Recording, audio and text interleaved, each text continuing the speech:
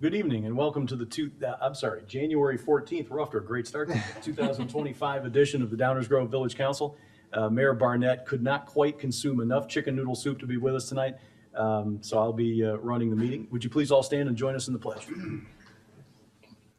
I pledge allegiance to the flag of the United States of America and to the republic for which it stands, one nation, under God, indivisible, with liberty and justice for all. Rosa, would you please call the roll? Commissioner Barnett. Commissioner Jose. Here. Commissioner Sadowski-Figley. Here. Commissioner Dunbar. Here. Commissioner Glover. Here. Commissioner Tully. Here. Commissioner Davenport. Here. And we have a quorum. Item 3 on our agenda tonight is proclamations. We have one. Whereas Dr. Martin Luther King Jr. devoted his life to advancing equality, social justice, and opportunity for all, while challenging all Americans to participate in reconciliation and the never-ending work of building a more perfect union. And whereas Dr. King emphasized that this dream excludes no one from its promise and protection, and that it affirms every individual's rights are God-given and neither conferred nor derived from the state. And whereas Dr. King recognized that everyone can be great because everyone can serve, requiring only grace and love to do so, and during his lifetime encouraged all Americans to serve their neighbors and their communities, remembering the urgency of now. And whereas Dr. King warned us not to satisfy our thirst for freedom by drinking from the cup of bitterness and hatred, that dignity, discipline, and nonviolence were the way forward, that we cannot walk alone in this walk to justice, and that we cannot turn back. And whereas in 1994, Congress initiated the King Day of Service, a nationwide effort to transform the holiday honoring Dr. Martin Luther King Jr. into a day of community service focused on Dr. King's example of working to solve social problems while focusing on bringing people together and breaking down the barriers that have divided us as a nation.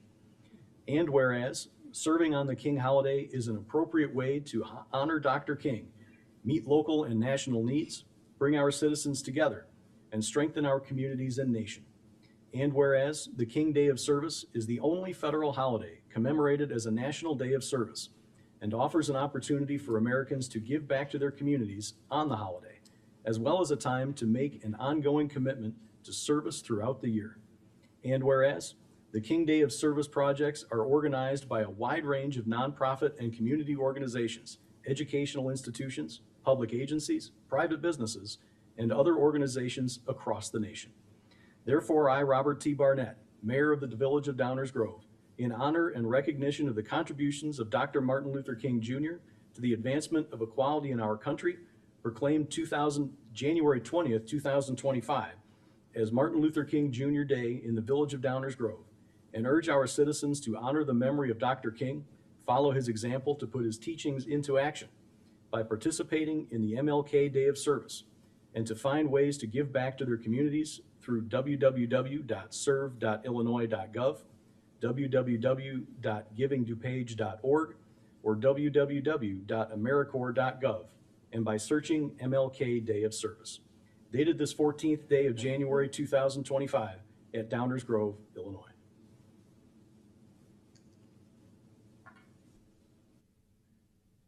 Item 4 is minutes. Do we have a motion? Mayor Pro Tem, I move to approve the Village Council meeting minutes from January 7th, 2025, and the meeting minutes of the joint meeting of the Village Council and Library Board of Trustees from January 2nd, 2025, as presented. Second. Any comments, questions, or corrections from members of the council? Any public comment on the minutes? All right, all those in favor? Aye. Any opposed? The minutes are adopted unanimously. That brings us to the mayor's report, which this week is the 2024 annual report. This presentation is part of a well-established tradition in the village when we take time to consider and recognize the most significant achievements of the prior year, and we're glad you've joined us. This particular evening is always a favorite of the council as we look back at some of the milestones that will forever define our history. The achievements highlighted here this evening are the result of the hard work of many people who shared their time and talents for the betterment of our village. It's my privilege to reflect on these achievements and help enshrine them for years to come. These successes would not be possible without the collaborative and dedicated efforts of the team of residents and businesses of Downers Grove, my Village Council colleagues, village staff, and our partner organizations. What we'll see this evening is that through working together, your village provides top quality services and that we work hard to reflect the values, standards, and priorities of our community. If you're new to Downers Grove or just want to take a look back, these reviews are available on the village website dating back to 2021. In 2024, the village substantially completed the construction of the Civic Center project. After decades of false starts and course changes, construction started in late 2022. I'm thrilled to say that the project is wrapping up on schedule and on budget. We now enjoy a modern facility shared by the police department, village hall departments, and School District 58's administrative offices. This facility adds value to our community and stands ready to serve Downers Grove for generations to come. Israel Blackburn Plaza will welcome visitors to the building. Elected and appointed boards will convene and deliberate right here in the council chambers named for former Mayor Betty Cheever.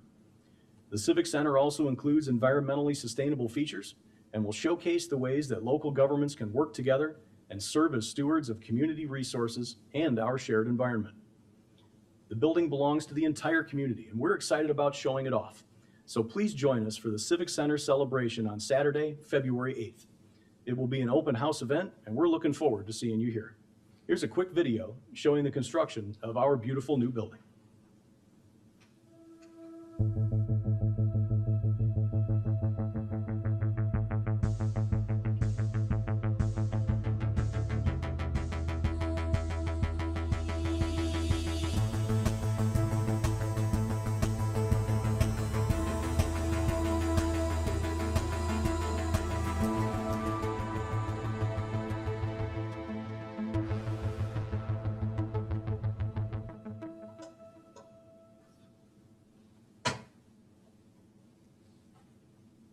One of the key components of the Civic Center project is the sale and redevelopment of the property that lies between the new Civic Center and the vehicle fleet garage, often referred to as Lot 2. The village selected LCI Development Partners for this portion of the project. As depicted in this rendering, the proposed apartment building, which will also include two-story townhouses along Curtis Street, will complement the adjacent village buildings and fit well with the existing residential neighborhood to the south. Construction is planned to start this summer. With the sale of the property and the real estate taxes paid once the building is completed, this project will generate over $14 million that the village will use to help pay off the bonds issued to construct the Civic Center project. The financial plan, which was confirmed in 2024, continues to show that the village will not have to levy an additional property tax to make payments on these bonds that we issued for the construction of this beautiful new facility that we are now enjoying. With the sale of this property, that's because I didn't scroll far enough. The Civic Center contains several environmentally sustainable elements focused on energy and water best practices, including green roofs that are located on two areas of our roof that help as a rainwater buffer, air purifier, ambient temperature reducer, and indoor temperature regulator. Permeable pavers, reducing the amount of impervious area on the site, reducing stormwater runoff. Solar panels that capture the sun's energy and use it to help supply power to the building in a renewable and inexhaustible manner. Native landscaping is located throughout the site, minimizing the need for maintenance, reducing water demand and air pollution, and providing shelter and food for wildlife. The village is also enhancing our biodiversity. For instance, in 2024, 9 bioswales were installed, bringing the total throughout the village to 48. Whether in and around these bioswales, in pollinator gardens or stormwater basins, the village will continue to incorporate native plantings and improve biodiversity wherever possible. In December, we launched the Recycle Coach, a platform that provides residents with a set of tools to become better recyclers and manage their curbside collection.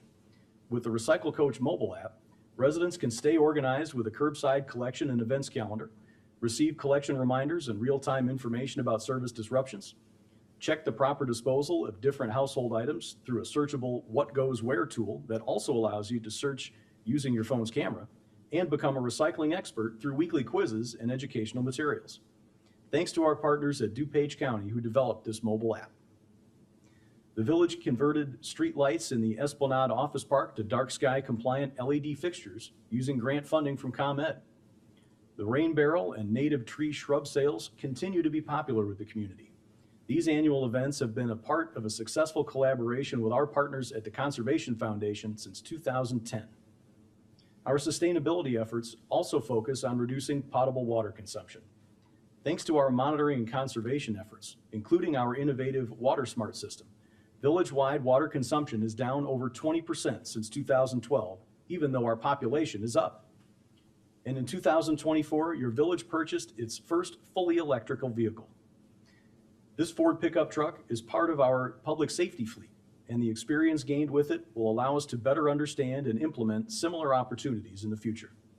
As you can see, environmental sustainability has been among your village's top priorities and guiding principles for decades, and will continue to be in 2025 and beyond.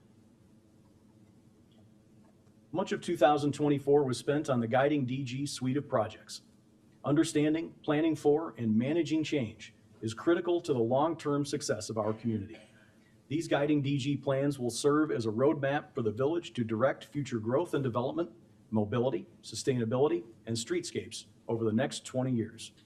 The Guiding DG projects kicked off in early 2024, and work is expected to continue through mid-2025. The success of Guiding DG is built upon public engagement, and that's why we made it a top priority.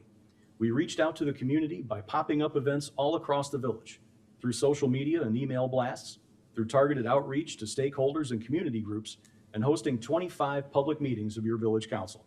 Over 3,000 people have provided responses to 4 surveys. There have been nearly 900 attendees at workshops and events. Nearly 70 key stakeholders completed interviews, and over 100,000 have been reached with our 32 Facebook posts. Each and every engagement target the village has set has been exceeded. Many thanks to everyone who has taken part in the process so far. Our village and our planning process will be better for your help. The foundation of the Guiding DG effort is the update to our comprehensive plan. The comp plan is a community vision that will guide Downers Grove for the next 20 years as we set policies that direct future growth and development. Thus far, the council has provided direction on the vision, goals, and key recommendations. Diligent focus by future village councils on regular updates to the comp plan can lead to strategies that will help effectively guide village leaders as we make substantive and thoughtful decisions for our community. The Active Transportation Plan serves as a vision and a blueprint for building a more bikeable and walkable Downers Grove, transforming Downers Grove into a pedestrian-first community. It will include a clear vision to guide village decisions and improvements. The plan will focus on all forms of non-motorized transportation and actions that can be implemented on a systematic basis. A key deliverable will be a plan indicating the type and scope of improvements to be made on existing streets. Connections to adjacent communities and regional bike and pedestrian trails will be considered. The council recently reviewed a What's Possible document and will continue to provide direction culminating in an approved active transportation plan in mid-2025. The environment affects us all, and the decisions we make as stewards of it weigh heavily on the success and livability of our community. In December, the Village Council established the vision, goals, and key recommendations of our first ever environmental sustainability plan. It includes a greenhouse gas emissions assessment for our own operations, which will serve as a baseline for reducing our carbon footprint. The plan is being further developed with assistance from the Environmental Concerns Commission and will be ready for council consideration later this spring. The plan is another step toward embracing the benefits of nature, becoming a more sustainable community, and enhancing the character of the community to the benefit of all who live and work here. The sustainability plan will help guide village actions day in and day out. We're also making great progress on a streetscape plan for 2 critical areas, the downtown and Fairview, and the connection between the two. The plan will enhance the physical appearance of public areas in the downtown and Fairview through landscape and hardscape. It will include the creation of permanent areas that can be used for a variety of activities like eating, gathering, and displaying art. The village is taking steps to enhance the area surrounding Fairview Avenue and the Fairview Avenue train station, following recommendations outlined in the 2017 comprehensive plan. In addition to making streetscape improvements for this unique district, the village is seeking to improve all modes of transportation, foster redevelopment, and attract new businesses. In March, the village approved a regulatory framework that includes the key concepts for the zoning regulations and zoning districts for the area. The rezoning process that kicks off later this month includes neighborhood meetings, public hearings before the Planning and Zoning Commission, and discussion at village council meetings. The revitalization of downtown Downers Grove took over 25 years. Efforts in the Fairview area might take just as long, but like our beloved downtown, we believe this area offers fantastic potential to increase in value and opportunity for our residents. For the past few years, the village has been considering video gaming in Downers Grove. The council asked for public input by placing an advisory referendum question on the November ballot. In December, the village council supported the results of the referendum by repealing the video gaming ordinance. With this action, video gaming continues not to be allowed in the village. The village significantly advanced our diversity, equity, and inclusion practices in 2024. A government that reflects its residents is best ready to serve them. Our efforts have been on the village as an employer, with a focus on increasing the diversity of our staff through employee attraction and retention. Our mission is to attract and retain a diverse staff, create opportunities for all, and celebrate differences, knowing that diversity makes us stronger. And I'm proud to say that we are succeeding. All staff members received training on diversity, welcoming, and inclusion, and we participated in the Metro Mayor's Caucus Diversity, Equity, and Inclusion Working Group and Task Force. Your village's commitment to ensuring a welcoming workplace for all is unwavering. Downtown Downers Grove continues to be the heart of our community. From exceptional restaurants to outstanding stores to community events big and small, our downtown offers something for everyone. Maintaining a thriving, vibrant downtown requires constant investment. In 2024, we replaced additional sidewalk corner treatments and pedestrian crosswalks, installed several new landscape planting beds, expanded maintenance of existing planting beds, and enhanced ongoing cleaning efforts. The result is an even more welcoming downtown that is ready for additional investment through our upcoming streetscape program. The Downers Grove Police Department is a recognized leader in modern, effective, and empathetic policing. In 2024, their enduring reputation for preserving the rights and security of all was bolstered by the expansion of community policing, including the launch of downtown walk and talks, meetings with homeowner associations and businesses, and establishing bicycle patrols. These efforts have resulted in enhanced relationships with downtown businesses and residents, improved law enforcement, and many positive interactions among officers and members of the public, ensuring a safe and welcoming environment for all our residents, businesses, and guests. The Ogden Avenue Tax Increment Financing District was created in 2001 and was set to expire at the end of 2024. The village, working closely with the EDC and our General Assembly elected officials, extended the expiration of the district. The extension will allow the village to invest TIF revenues received prior to the original expiration date in redevelopment projects that result in new and expanded automobile dealerships and new restaurants. These developments will generate sales tax and food and beverage tax, create and retain jobs, and enhance property values. TIF revenues generated during the extension period will be distributed to other taxing bodies. Over the past 2 decades, more than 30 redevelopment projects have been completed, increasing the taxable value of properties from $29 million in 2000 to nearly $60 million today, and transforming the appearance of the corridor. Let's take a look at Ogden then and now.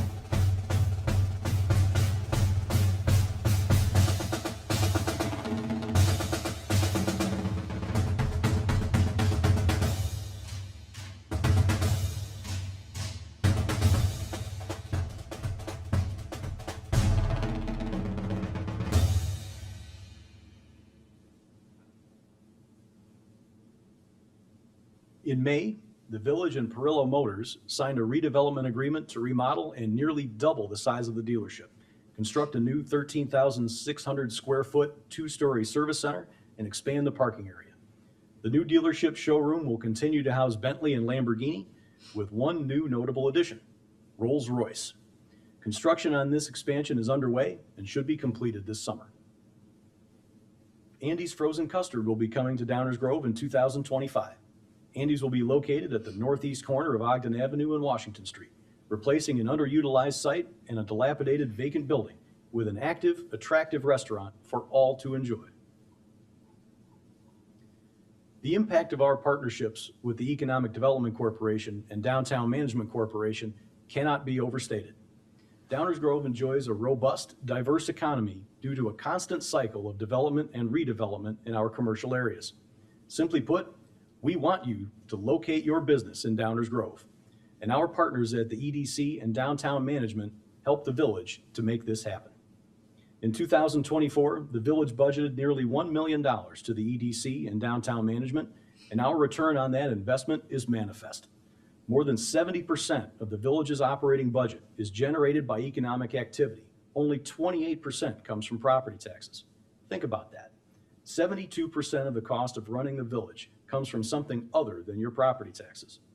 The festivals and new restaurants in our downtown, the new and expanded car dealerships on Ogden Avenue, the new corporate headquarters in Esplanade and Highland Landmark, the forthcoming redevelopment of the Meadowbrook Shopping Center, and the jobs they all bring with them are absolutely vital to our success. While your Village team works to remain lean and control costs, our EDC and Downtown Management Corporation and the investments we make in them are hard at work keeping up the other end of the equation. We are truly thankful for their partnership and their service to Downers Grove. Working together with the EDC, we significantly improved the Downers Grove economy in 2024 with several noteworthy additions, including a 45,000 square foot expansion at Chemring in the Ellsworth Business Park, the opening of Springwood Suites, Buffalo Wild Wings To Go, McAllister's Deli, Popeye's Kitchen, and the completion of Oak Trace Phase 2 improvements. These economic development wins enhance our tax base and improve the livability, amenities, and appearance of our community. Traditional public services are increasingly enhanced by innovation. The Village publicly launched our Social Services Referral Program in 2022, connecting individuals in need of service with the agencies that provide those services. Residents can contact our social worker by multiple methods, including in person, by phone, and online, to receive personal referrals to specific social service providers. The Village also actively contacts individuals who may be in need of service. In 2024, the Village increased its public outreach to enhance awareness of this service. Information was included in police and fire public education programs and events, published on partner agencies' platforms, featured in information booths at a variety of community events, highlighted in newsletters, social media platforms, and our website. Our social worker made numerous presentations to community groups throughout the year, and we published information brochures in multiple languages. Our outreach paid dividends. In 2024, total referrals increased by 12%, and accepted referrals increased by 18%. Over 700 referrals were made, and the overall acceptance rate increased to over 95%. Bottom line, people are getting the help they need. The vast majority of people were connected to housing, mental health, transportation, and senior services. This program operates with the assistance of our Human Service Commission, and we want to send a special thank you to the members of that commission who generally give of their time and talents. Let's take a look at one of the videos we used across social media platforms earlier this year.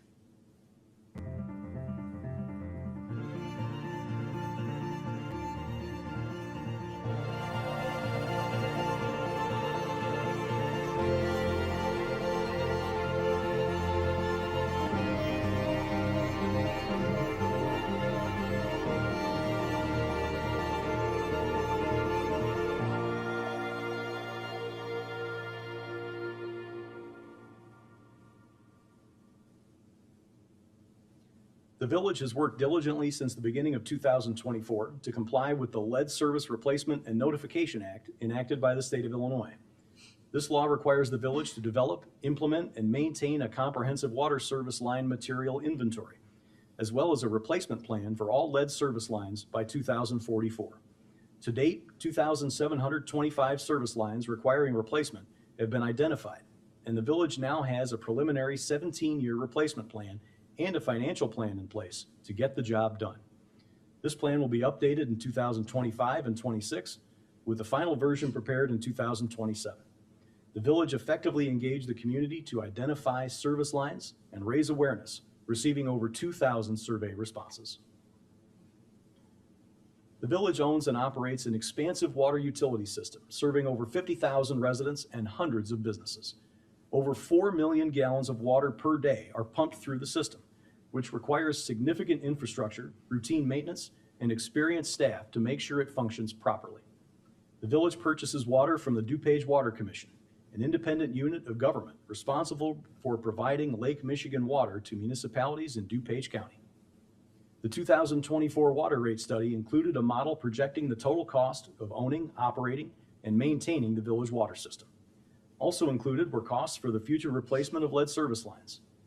The study recommended increasing water rates to provide for the long-term financial sustainability of the water fund, which accounts for all water-related revenues and expenses, including the purchase of water, maintenance of water distribution infrastructure, and personnel expenses. The recommended rate increases comply with national affordability standards and will ensure the continued operation and maintenance of the water system at the lowest overall life cycle cost. In a vibrant community like Downers Grove, walkability, rideability, drivability, and connected neighborhoods are key desirable attributes and the reasons why your village takes pedestrian, bike, and traffic safety seriously. In 2024, your village made significant improvements to the sidewalk system by repairing or replacing 120,000 square feet of sidewalk, upgrading 49 intersections to meet ADA standards, restriping 85 crosswalks, installing stop signs at 34 intersections, reducing the speed limit on 59th Street, and the installing of school speed zone limits near O'Neill and Fairmount schools. In 2024, the village made significant improvements to vehicular and pedestrian safety throughout the village. Near North High School, the village completed the construction of the Main Street Safety Project. This project reconfigured Main Street to have one vehicle lane in each direction, dedicated bike lanes, pedestrian lighting, and enhanced traffic signals. The project is expected to result in a reduction of vehicle and pedestrian crashes and to provide opportunities to walk and bike safely and comfortably between the high school and the downtown area while maintaining efficient vehicular traffic flow. This project was a major component of the High School Pedestrian Safety Study, a partnership between the village and School District 99 to enhance safety at the high schools and the areas around them. For well over a decade, your village has been constructing stormwater improvements in areas that are subject to frequent flooding. Since 2008, the village has completed nearly 100 stormwater projects at a cost of over $50 million, and we've seen real results. The stormwater detention systems we have built or expanded are doing their job, putting stormwater in predictable places and draining it away from structures in a timely manner. The result? Flooding is less frequent, less dangerous, and less damaging. The current Stormwater Capital Projects Plan includes the construction of 12 new projects at an estimated cost of $7.5 million. In addition to these projects, annually recurring programs such as the Drainage Cost Share Program, our Green Streets Sustainable Stormwater Program, downtown water quality improvements, minor stream corridor maintenance, and storm sewer replacements account for an additional $1 million per year. In 2024, the village completed 7 stormwater capital projects at locations throughout the community, including Curtis and Glenview, in the commuter parking lot near Fairview and the railroad tracks, on Blodgett, Pershing, Maple, Walnut, and in the downtown. This continued investment in our stormwater infrastructure helped improve our FEMA rating. In 2024, FEMA upgraded the village's rating under the National Flood Insurance Program Community Rating System to Class 5. The rating was increased thanks to ongoing village activities, including one-on-one visits with property owners to discuss stormwater issues, the preservation of open space and local floodplains, local flood studies, higher regulatory standards, and the Stormwater Cost Share Program. The Community Rating System is a voluntary incentive program that recognizes and encourages community floodplain management practices that exceed the minimum requirements of the National Flood Insurance Program. As a result of the village's commitment to stormwater and floodplain management and our new Class 5 rating, Downers Grove property owners qualify for a 25% discount on National Flood Insurance Program premiums. In the summer of 2024, the village totally reconstructed Indianapolis Avenue from Fairview to Cumner. The roadway was transformed with new storm sewers, a new water main, new pavement, and sidewalk improvements. This project improved the stormwater management, appearance, comfort, and safety of this important street segment adjacent to Lester School. One of our long-standing strategic goals is to be good stewards of financial sustainability. Financial sustainability is achieved by aligning expenses with revenues on a long-term basis. For many years, we have controlled expenses and implemented revenue sources that withstand short-term uncertainty and provide long-term stability, all while providing value to the residents and taxpayers of our village. Good stewardship, long-range planning, and the desire to care for our residents, businesses, and guests alike demand that financial sustainability remains a top priority. In 2024, we delivered once again. General fund expenses were kept at the budgeted amounts, while revenue exceeded the budget. This allowed us to use $3 million to address both short and long-term financial needs, which minimizes the burden on taxpayers in the future. We continued to use a public safety pension stabilization reserve, which earmarks funds for future contributions to the police and fire pension funds and reduces the impact to property taxpayers. In 2025, the budget approved this past December reflects the strategies and recommendations in the long-range plan, and that includes a sustainable general fund. The FY25 property tax levy of $17.5 million is a 3.6% increase over the FY24 levy, driven entirely by required contributions for public safety pensions.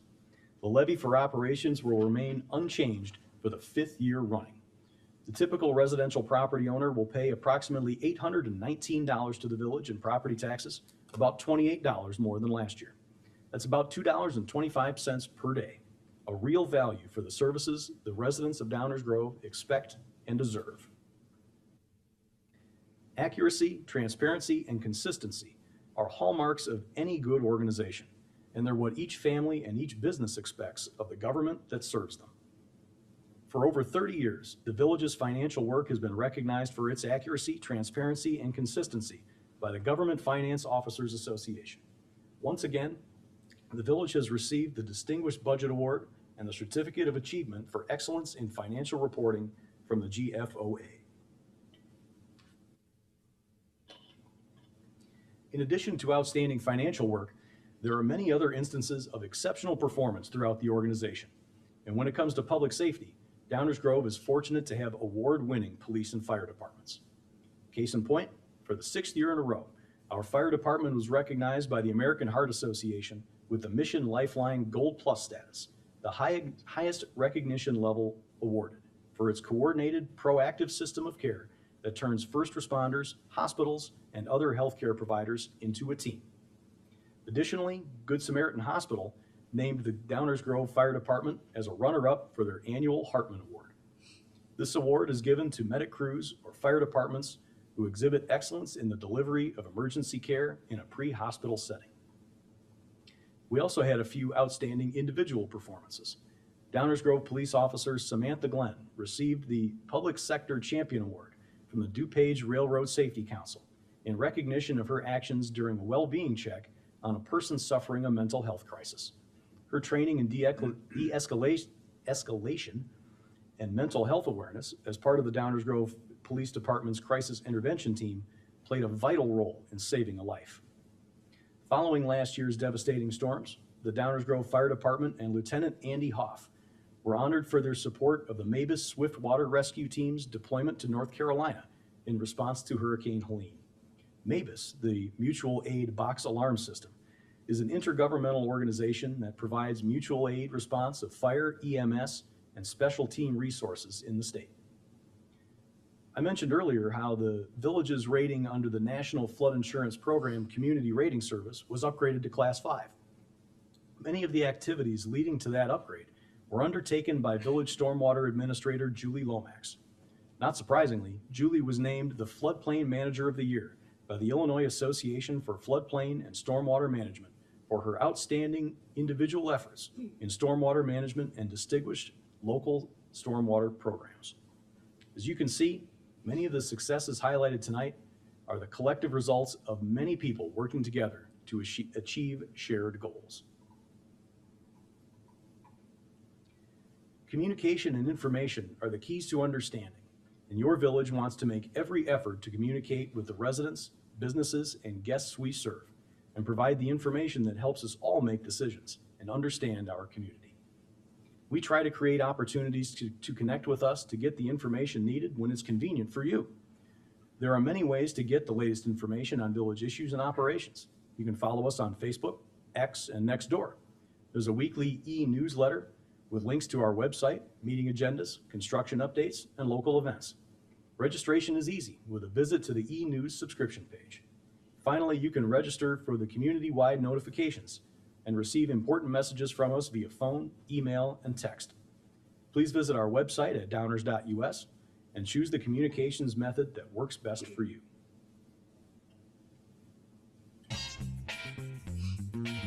There's a lot going on in Downers Grove. Construction projects, council meetings, events, planning. There's so much to know. The village uses a variety of media to help keep you informed. You can find village updates on the website at downers.us, on DGTV Channel 6, e-News, the weekly digital newsletter, Inside DG, the quarterly magazine, Facebook, X, YouTube, Nextdoor, and LinkedIn. You can even receive urgent alerts by registering for DG Notify. Want to pay a bill online? Apply for a permit? Attend a council meeting? Connect with us. It all starts at downers.us.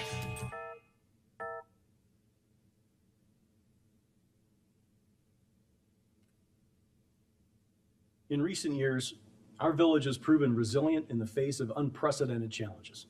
We emerged stronger, staying true to our core values, solving problems new and old, and delivering on promises made long ago. We did it all together as one community.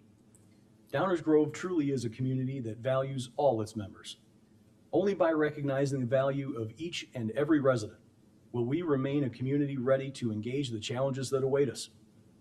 That recognition has been and will continue to be our guiding light. As we step into 2025, I am as confident as ever that our village has the capacity to meet every challenge. I'm proud to report on behalf of Mayor Barnett and the Village Council that our village is exceptionally strong. Thank you to the residents and businesses of Downers Grove, my Village Council colleagues, village staff, and our partner organizations, all of whom find innovative ways to serve our community and position us for future success. 2024 was fantastic, and together we'll make it a great 2025. Thank you for listening, and have a happy, safe, and healthy 2025.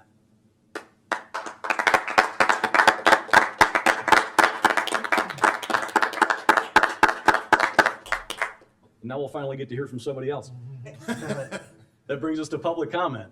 This is an opportunity to talk to us about things that are not on tonight's agenda. So if there's any comment of a general nature, please come up to the podium and give us your name, and we'd love to hear from you.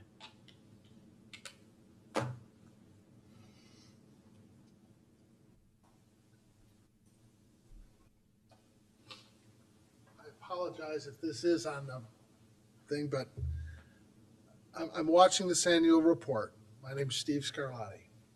Watching the annual report, and you guys are talking about safety for the residents, safety for people, for the roads, for bicyclists.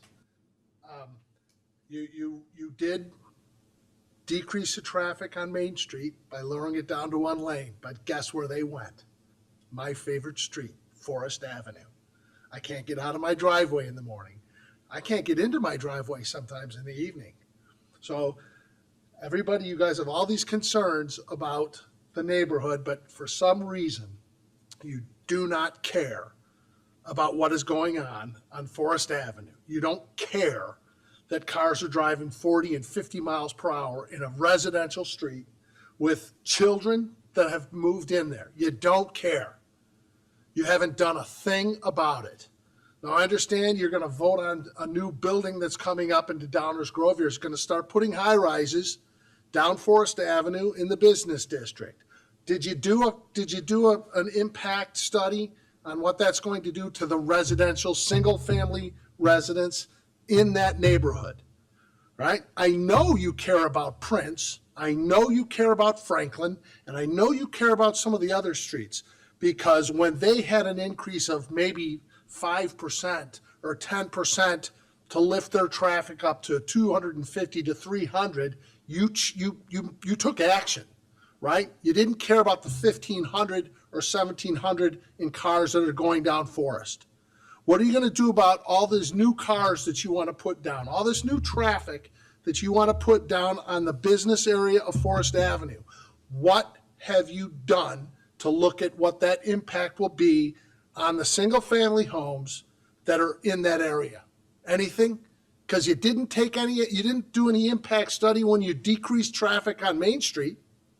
That's safer now. It's not safer on my street. It's worse. So, nice safety, nice annual report. I love it. You guys are all concerned about safety, except for that one section where cars are going 50 miles per hour at all periods of the day. People are turning left. They don't care about the restrictions. They certainly don't stop at the stop signs, and you don't do anything about it. We've been here for years. I take that back. You did one of the best things ever that actually worked, but that increased traffic too much on Franklin and too much on Prince, so you removed that barricade that you put in there. Now you're going to put more cars there. We're going to have construction traffic there, right? So this is Downers Grove, good place for everybody, good place on your annual report, nice and safe, unless you live on between Franklin and Prairie on Forest Avenue, because that section, you have no regard for what's happening on that block. So good luck with your annual report. Everything looks and sounds great, except on my block. Thank you.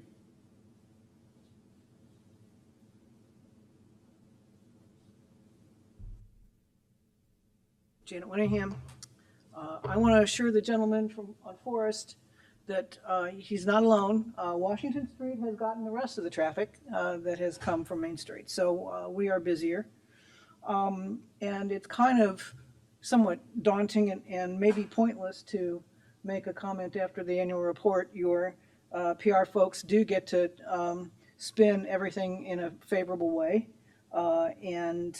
So it is, like I said, a little daunting. Delivering on promises made long ago, if that were true, Washington Street Railroad Crossing would be straight. Those are promises that were made by councils for 20 years, 30 years. As the mayor said last week, that intersection has been a problem, a difficulty for 30 years. And that was always the promise, that when couldn't do anything more about it then, as Mr. Tully has mentioned, that it would require condemnation of property and couldn't do it. But when the village council, when the village hall gets redone, we can do it then, because there would be no building there. Can't do it because the building's there. Well, take down the building and have a clean slate. It could have been done, it should have been done, and it was a breach of promise to the taxpayers and the residents and the people who use Washington Street, as I do, for my direct access to downtown. So I do want to correct your report. The second part of the report about this complex, it was having to do with the Lot 2 sale. You neglected to mention that the purchase price was cut by $2 million in favor of the developer. And so the taxpayers are picking up that. I do not know why the delay caused that happen. Somebody dropped the ball or some other event occurred, but the original purchase price was upwards of $4 million. The settlement was $2 million something. So that's a $2 million burden to the taxpayers, and actually more because of the time value of money that will be higher interest rate payments for 25 years. So You do a good job generally, but it's a little hard to take when the backslapping is quite that loud. My initial actually comments that I had wanted to make have to do with the Christmas season, and were much more positive actually. During the Christmas Eve ceremony celebrations, my husband and I went to Hinsdale and looked at the lights in the big fancy places, and of course 31st Street with the what I call the dueling billionaires who outdo each other every year to see what they can do, and it is impressive. I have to admit it, that was all very fun. But we came back down Maple Avenue, westbound, and I probably will cry. The elegant simplicity of a whole neighborhood pulling together, making luminaria on every inch of every sidewalk, and what that took and what that says about our town, that neighborhood that pulled together. And somebody picked up slack. I'm sure not everybody was home, not everybody was doing, but every inch was covered on the side streets as well. And it took me, it took my breath away, because of the simplicity of lighting the way for your neighbors, and the holiday spirit, of course, of lighting the way for the Holy Family. But the secular parallel to that would be, to my mind at the time, was Tom Bodett with "We'll Leave the Light On For You." And that's what our neighbors do for us. And then we went to Sealy and Middaw, and it is a totally different vibe there. It's a block party. There's a tent outside. Neighbors are coming together, having a drink, wishing each other a great holiday, and having energy, and just a wonderful place. So Downers Grove is magical because the people in Downers Grove have heart. And and it's a place where people want to raise their kids. And I get to a point of some of your goals of particularly innovation. Some of the things that those reasons rely on time-tested things, and you all seem to be chasing innovation like crazy. I have said before, you need to be 2 steps at least behind the state of the art. You should let the innovators make the mistakes. Some people have said, try this a little bit, see if it works. If it doesn't fail, if it fails, then go on and try to something else. That's not good stewardship to us. You should let others make the mistakes and take the best. And some of the goals and objectives of Guiding DG and other plans that you have could use some stepping back and thinking about that, in my opinion. So, long way of saying Downers Grove is a great place. There's a lot that is wonderful about the report, but it isn't the whole story, and not everybody agrees with the complete state of the world and state of the town that you recommend there. So I'm sure I'm over my time. Thank you. Thank you, Janet. And while we may not agree on everything all the time, I think we all can agree that Downers Grove residents do have an awful lot of heart. Thank you. Any other public comment? All right. That brings us to our consent agenda. Is there a motion? Mayor Pro Tem, I move to adopt the consent agenda as presented. Second. Any public comment on the consent agenda? Hearing none, roll call, please. Commissioner Sadowski-Figan, Aye. Commissioner Bernard, Aye. Commissioner Davenport, Aye. Commissioner Tully, Aye. Commissioner Glover, Aye. Mayor Pro Tem Jose. Aye. The consent agenda passes unanimously. Item 8 is our active agenda. We have several items. Is there a motion on item A? Mayor Pro Tem, I move to adopt an ordinance amending the zoning ordinance of the Village of Downers Grove, Illinois, to designate the property at 4913, 4917, and 4921 Forest Avenue as Planned Unit Development Number 70, 4919 Forest Avenue Planned Unit Development as presented. Second. Any comments from members of the public on item A, amending the zoning ordinance?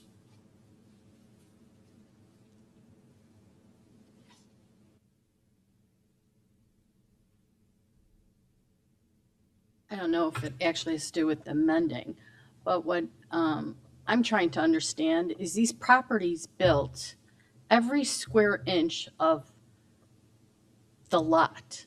I don't understand that. When I did my home, I had to have a certain percentage on either side of my house. They have no green space. They're just concrete jungles. It is utterly ridiculous. I mean, Marquee is the only one that seemed to build where they have an entranceway where guests can go park, where the dogs could run and play, where there's an open area, and they didn't build out every square inch. Where's the green space? You're talking about wanting to be greener and better. And my understanding, someone mentioned that, well, that is what they're supposed to do. They're told that they have to build out that whole area, not leave anything. If that is the case, then maybe we should look at changing that, because this is ridiculous. You're going to be like downtown Chicago, where the only sunlight is at the very center of the middle of an intersection. You're surrounded by darkness, except for a 5 by 5 square dot in the middle of an intersection. This is crazy.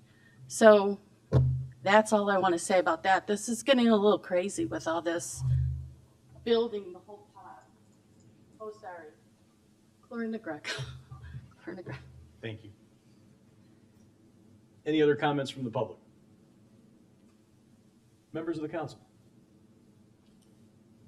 So I have a few, actually. Looking at the proposed development, a few more questions that I came up with in looking at some of the revisions. I wanted to say, first of all, I think I like the North Stair Cornice addition. Really appreciate the base articulation along the east side. And so that worked out pretty well, I think. I noticed, though, on that north elevation rendering, we're missing, the plan drawings actually showed some vents for the garage, pretty large vents. It didn't show up on the rendering, so are those, wondering if those are still going to be there or not?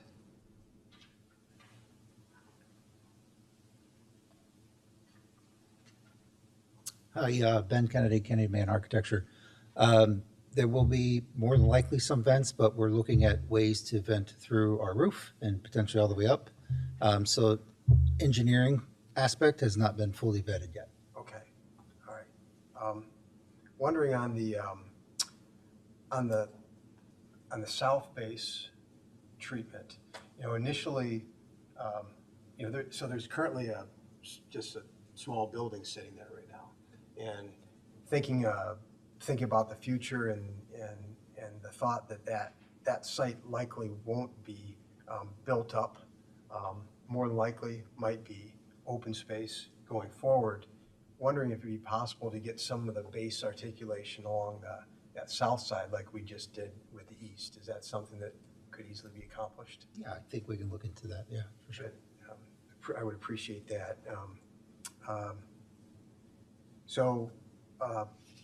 Thinking about these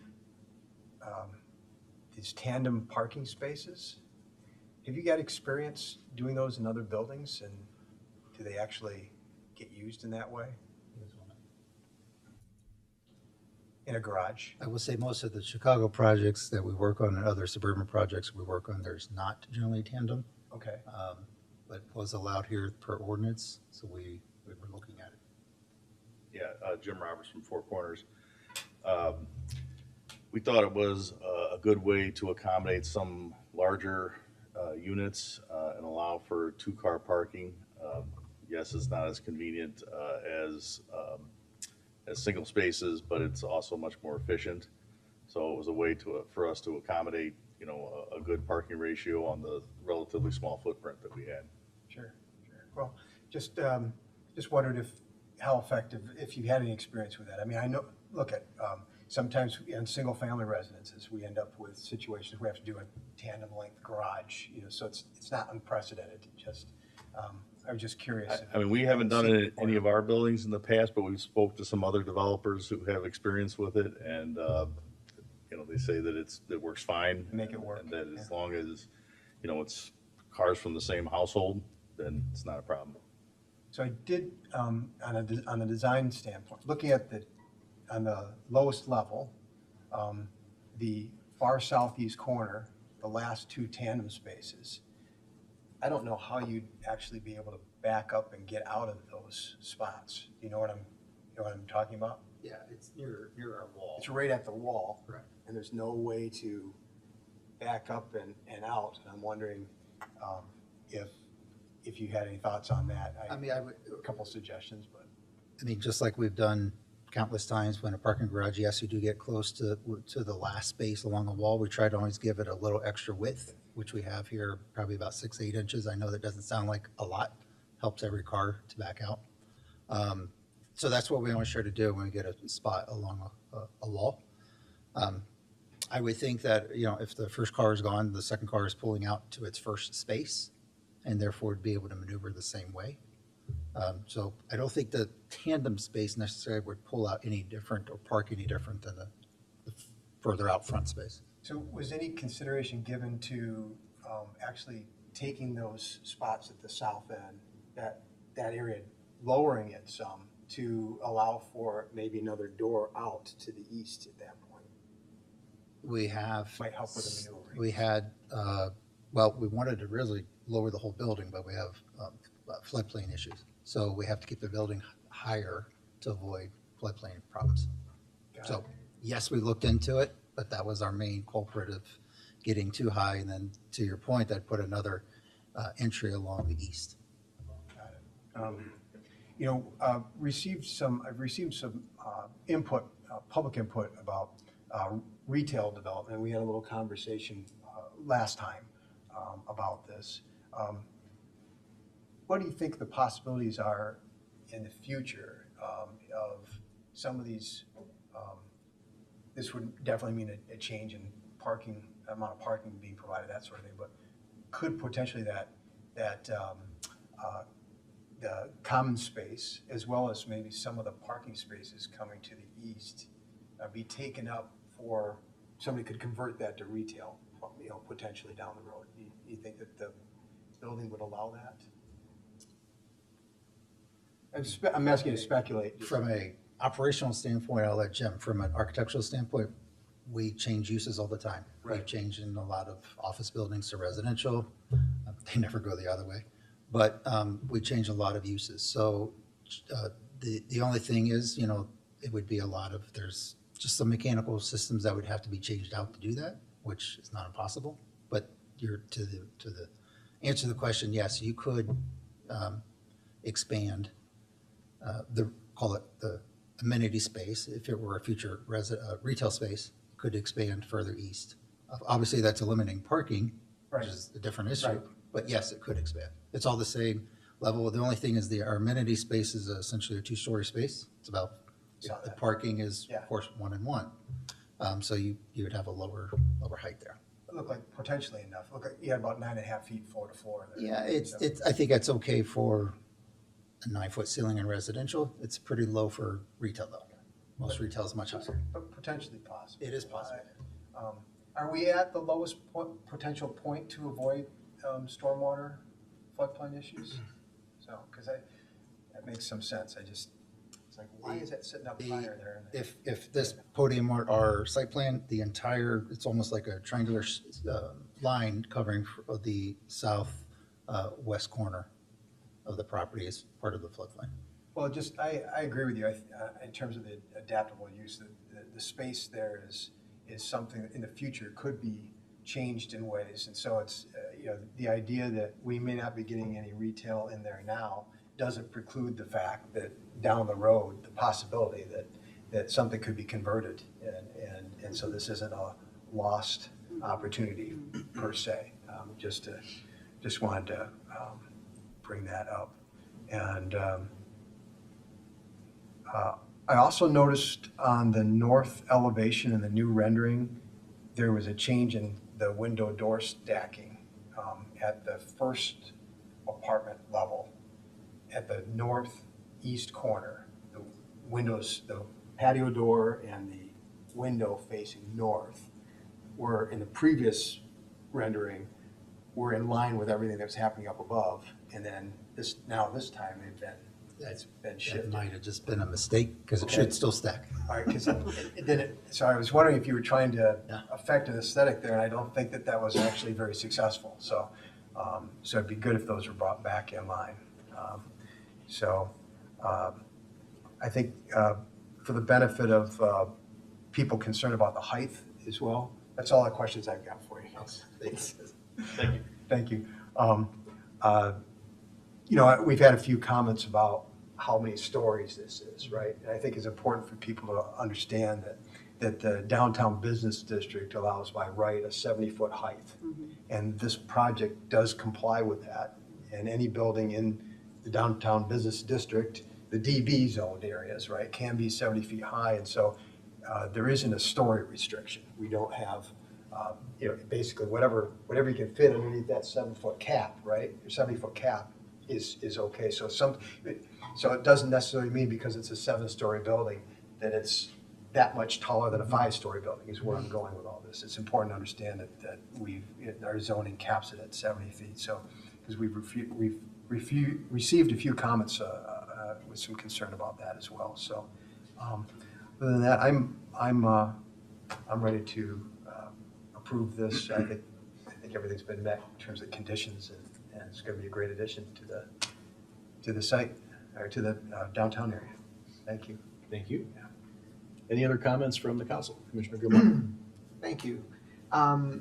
First, I want to say thank you to Commissioner Davenport. It is great having you on the council in times like this because your questions are sometimes above my head, and I appreciate your thoroughness in that. So thank you for that.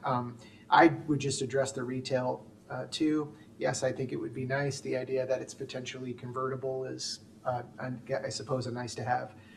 It does feel like this might be a little bit of an island of retail based on what's around it and its proximity to the tracks and downtown. So while I appreciate the desire to see that, that isn't something for me that's would be a stopper on that. I also want to thank the developers for listening to what we had and making those changes to the building. And I would just finally add, I am a bit concerned about the alley and the traffic and the way that's going to operate when this building is full. So I would just ask us as a village to just make sure we're keeping an eye on that. And but outside of that, I'm looking forward to supporting this. Thank you, Greg. Thank you. Any other comments? Actually, I had one other that I forgot to mention, and this is kind of in line with one of the public comments we heard tonight. In terms of construction, managing construction traffic, is there a way to forbid that happening, continuing north on Forest, going north of Franklin? Yes, at the time of building permit, as you know, Commissioner, petitioners have to submit a construction management, traffic management plan that's reviewed and approved by staff. So we try to minimize impacts to residential streets like Forest. So we'll work very hard to make sure that the plan does not allow construction traffic on that stretch. Got it. Thank you. Thank you. Any other comments? I'll just add that in response to one of the questions, that yes, there is a very limited setback requirement in the downtown business area, which is to say that you don't have to go any farther than 10 feet, and even that is only in certain places. But this is compliant with the setback requirements in all respects. Roll call, please. Commissioner Sadowski-Fugit, Aye. Commissioner Gilmore, Aye. Commissioner Davenport, Aye. Commissioner Tully, Aye. Commissioner Glover, Aye. Mayor Pro Tem Jose. Aye. That matter passes unanimously. Is there a motion with regard to item B? Mayor Pro Tem, I move to adopt an ordinance authorizing a special use for 4919 Forest Avenue Planned Unit Development Number 70 to permit construction of a multifamily residential building as presented. Second. Any comments from members of the public? Hearing none, members of the council. Commissioner Tully. Thank you, Mayor Pro Tem. So now we're talking about the special use. A couple comments. First of all, just want to address the traffic study issue.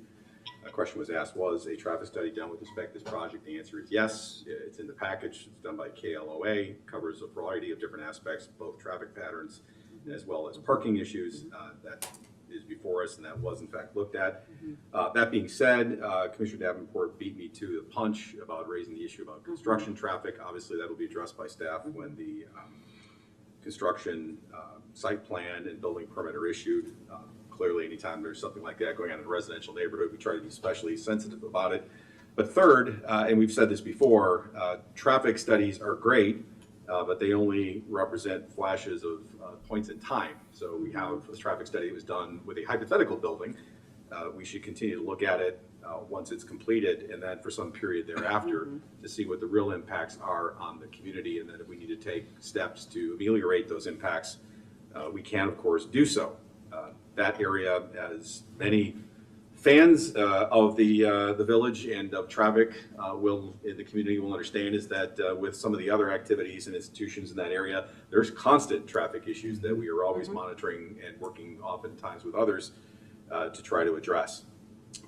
So we will continue to do so here, no different than before. And then last, the retail requirement. Of course, we always like first floor retail, but again, longtime fans of village council practice would know that this council has debated on and off over 20 years the possibility of requiring first floor retail in certain zoned areas, and that has not come to pass. So it's not required, and we don't own the property, so that's where we're at. We can encourage, we can entice, we can facilitate, and I think we do a pretty good job of that generally, but it is not a requirement. If we wanted to make it a requirement, we have the ability to do that, but that's a whole other conversation for another time. That's all I have. Thank you, Mayor Pro Tem. Thank you.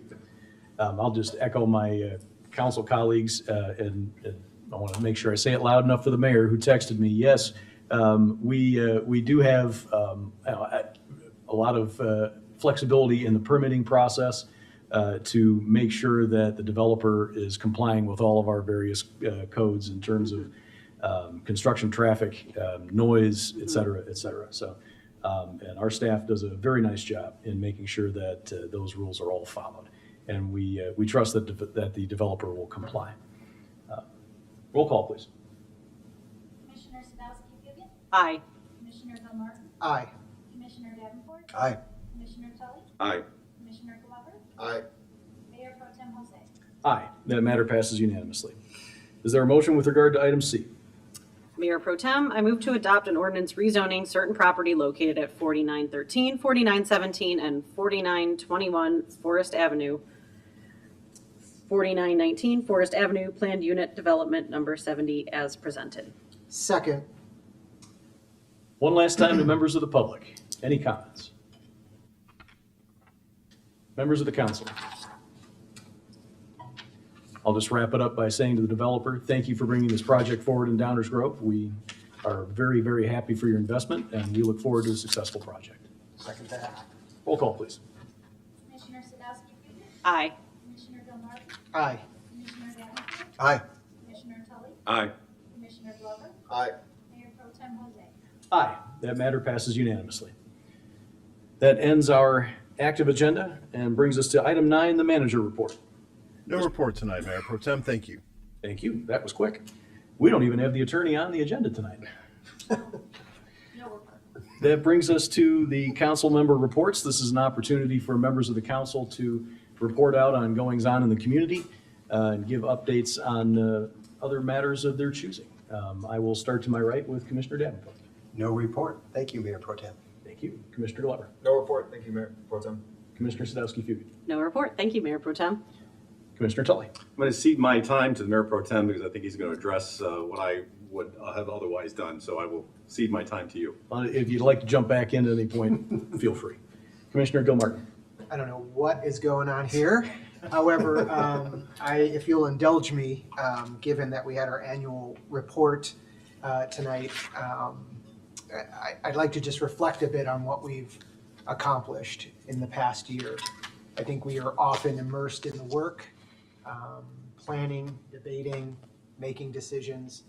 that we often don't take the time just to step back and recognize the progress that we've made. Tonight, just hearing all these achievements summarized, I'm struck by how much we've done to move Downers Grove forward.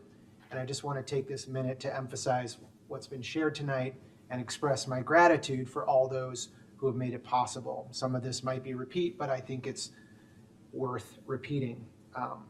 By delivering this first-class civic center, we completed a project that had lingered for years without resolution. Not only did we complete it, but we did so in a fiscally responsible way, not least of which by sharing the space with the police department and District 58. And with the remaining property, we approved a redevelopment deal that will bring more housing to our community and generate additional tax revenue to reinvest in Downers Grove. As it was mentioned, we expanded our sustainability efforts, continuing our commitment to the Greenest Region Compact, joining municipalities across the state by demonstrating our commitment to environmental leadership. As we've heard, we've undertaken significant strategic planning initiatives, from updating the comprehensive plan to rejuvenating our bike and pedestrian plan and adding a sustainability plan to guide our green efforts. And I'm excited about the work we've begun at the Fairview Focus area, which has so much potential to becoming a vibrant destination corridor. And by doing all of this concurrently, this has been a huge undertaking, and I'm proud of and grateful for this council, our staff, the residents and partners for what has been accomplished. Late meetings, diving into the details will make for better plans and better outcomes, and I'm excited to see all of these in their final form. As a village, we continue to prioritize diversity, equity, and inclusion. And the positive outcomes of that work are evident in the way the village services and our staff and is reflected in our values.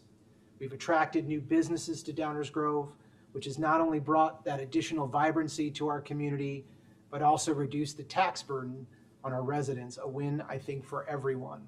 I commend the work of staff in the EDC, a committee I'm proud to serve on, in helping to continue to make Downers Grove attractive for businesses.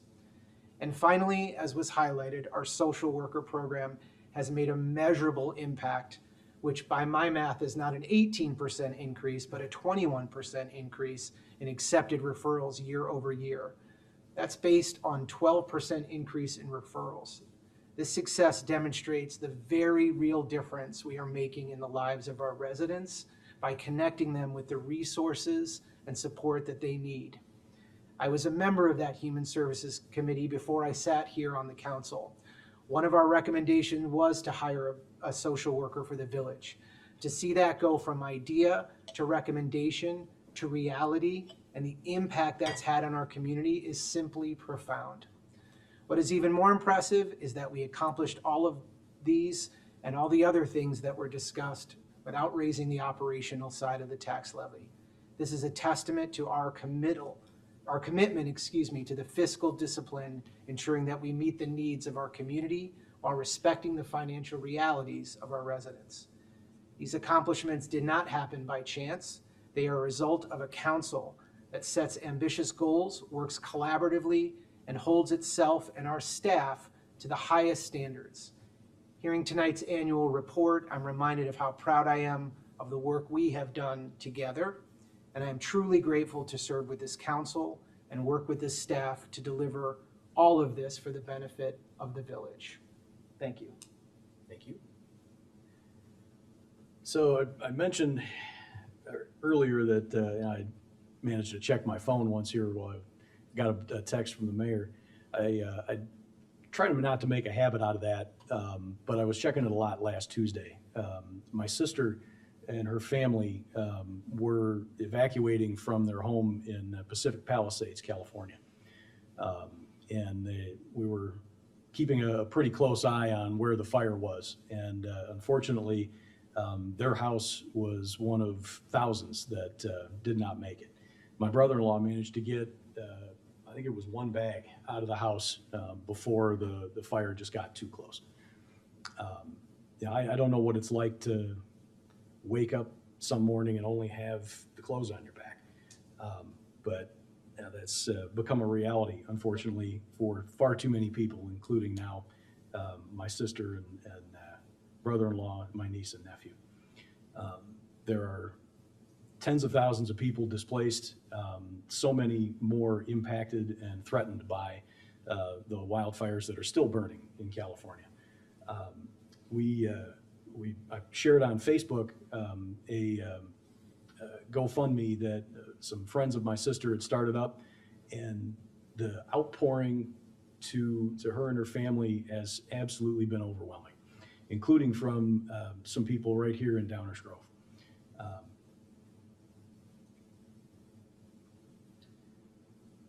Los Angeles might be the city of angels, but we've got quite a few right here at home.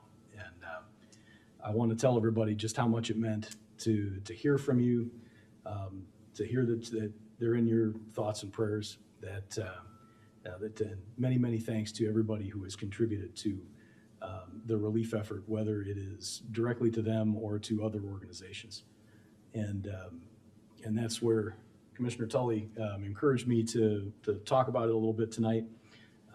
And I want to thank Commissioner Tully and his wife Shannon for their commitment and a pledge that he made to me privately. But I wanted to talk a little bit about ways that if you're interested, you can help out the folks who are suffering in and around Los Angeles. If you want to help out with immediate needs, of course, the Red Cross of Los Angeles County is a great organization. We're all familiar with them and the incredible work that they do responding to disasters all around the world. If you prefer to help with intermediate and longer term needs, there's the Wildfire Relief Fund that's operated by the California Community Foundation. It's been in place since 2003 and focuses on financial assistance for the displaced, rebuilding homes, businesses, restoring belongings, providing mental health services and medical care items, among others. They help both individuals and other not-for-profits in the area by giving grant funding. And if you'd like an opportunity to help those devastated by the fire, while also helping the incredible firefighters who have fought and continue to fight the ongoing fire, there's an organization called World Central Kitchen. They're partnering with local restaurants and food trucks to provide hot meals to those who have lost their homes and the first responders who are racing to save lives and property. So again, just thank you to everybody on the council, everybody on staff who's been there to listen and support. Thank you to everybody in the community who has responded, and it means the world to us. Thank you very much. With that, I'll ask for a motion to adjourn. Mayor Pro Tem, I move to adjourn. Second. All those in favor? Aye. Any opposed? We are adjourned. Thank you and good night.